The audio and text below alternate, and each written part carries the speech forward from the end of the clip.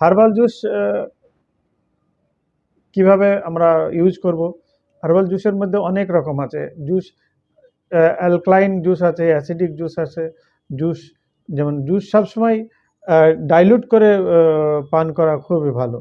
যেমন juice solid এক cup juice হলো, তাতে 5 গুণ জল মিক্স করে, 5 কাপ জল মিক্স করে ডাইলুট করে ওটা পান করবেন।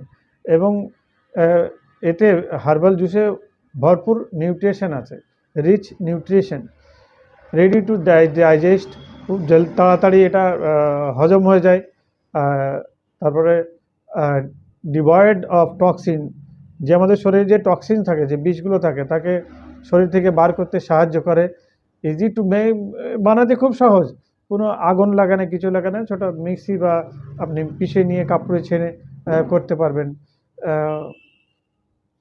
তারপরে বিভিন্ন রকম জুস আছে, যেমন টেন্ডার কোকোনাট ওয়াটার, মানে ডাবের জল।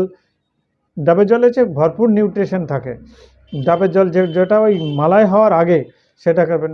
বারমুডা ঘাস, মানে দুর্ব ঘাসের জুস সপ্তাহে 1 দিন করলেন। বানানা স্টেম, কলা থোড়ের জুস। অ্যাশগড হচ্ছে সাদা কুমড়া।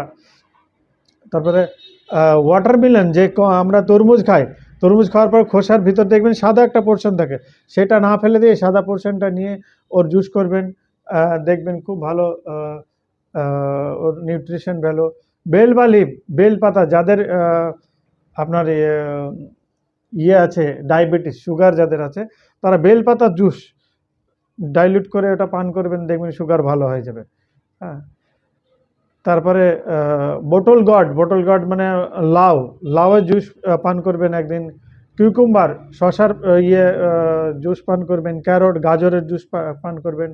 বোটল গড, লকি, লাউ, এগুলো জুস করে পান করবেন।